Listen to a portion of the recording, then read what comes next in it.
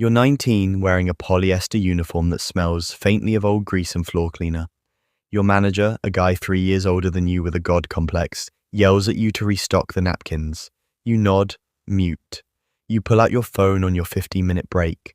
You lean against the cold cinder block wall by the dumpsters, open the app and prop the phone on a stack of milk crates. You don't think about it. You just hit record. It's a 15-second clip, a deadpan, slightly sarcastic reaction to a trending audio about hating your job. You post it. You go back to the fry station. When your shift ends 6 hours later, your phone is hot to the touch. The battery is at 4%. The notification screen is a blur of overlapping text.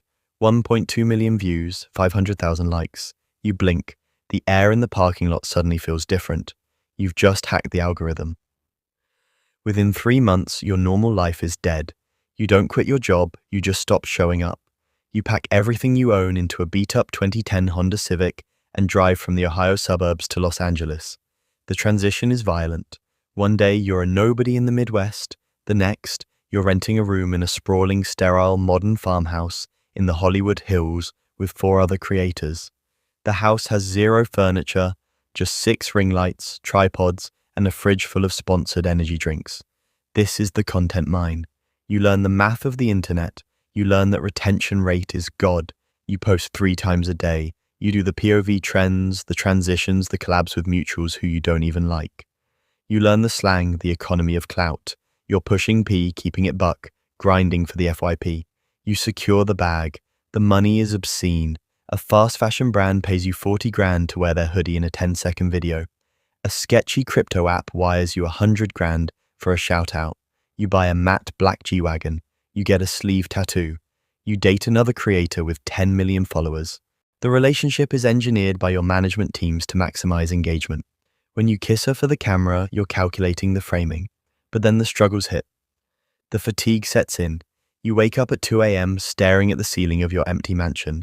You feel completely hollowed out.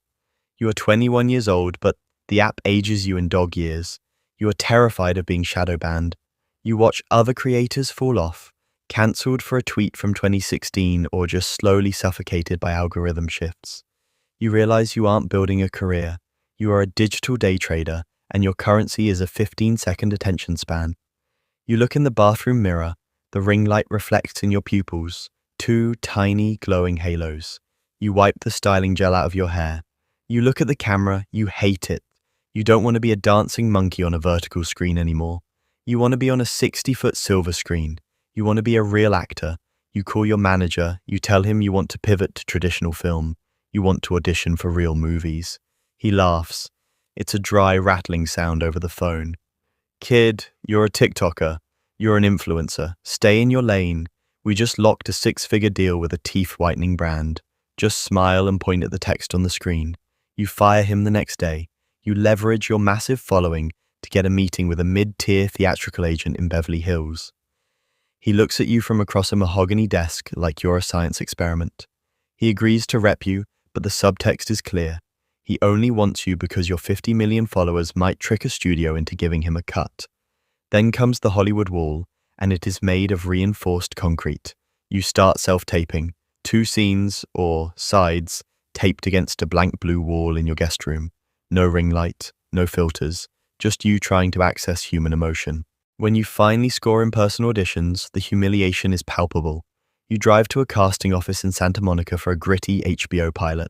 You sit in the waiting room with guys who look exactly like you, but they went to Juilliard or Yale drama. They look at your streetwear and your G-Wagon keys, and they know exactly who you are. They smirk. You walk into the room. The casting director, a woman in her 50s with thick-rimmed glasses, barely looks up from her iPad.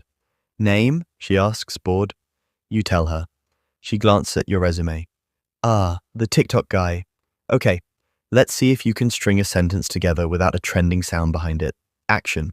You do the scene, you push too hard, you over-emote. You're used to projecting for a phone screen, trying to hold attention in the first 3 seconds. The camera in the casting room captures every micro-expression. You look desperate. Okay, thanks, she says, cutting you off halfway through the page. We'll let your team know. You walk out. You don't get the callback.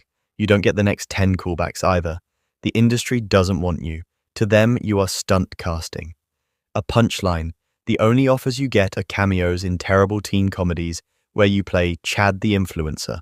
You turn them down, your savings start to take a hit, your engagement on the app is dropping because you aren't posting.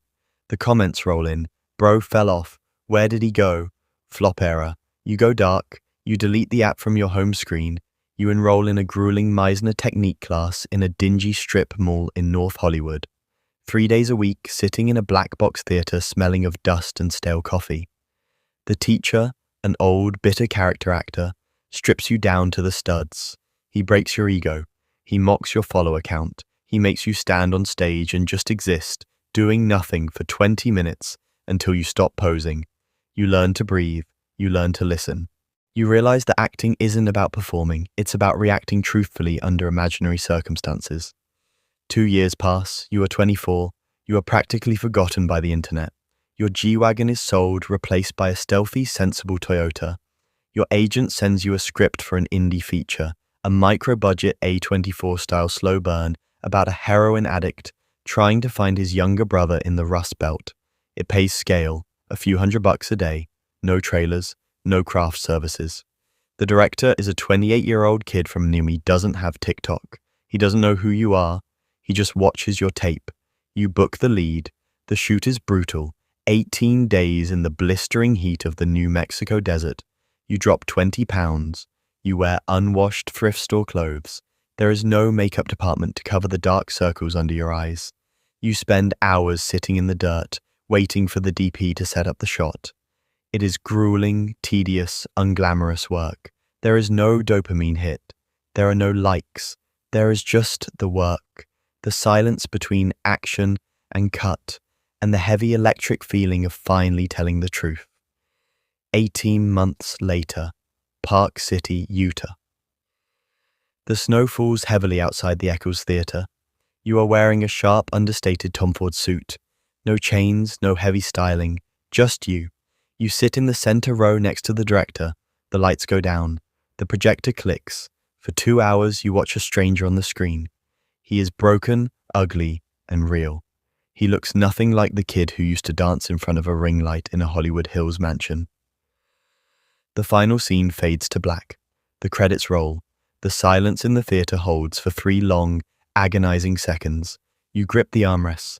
Your heart beats in your throat. Then the applause starts. It rolls through the theater, low at first, then building into a deafening roar. People stand up. The director claps you on the shoulder. You turn around and look at the crowd. These are industry veterans, critics, hardened cynics of traditional Hollywood.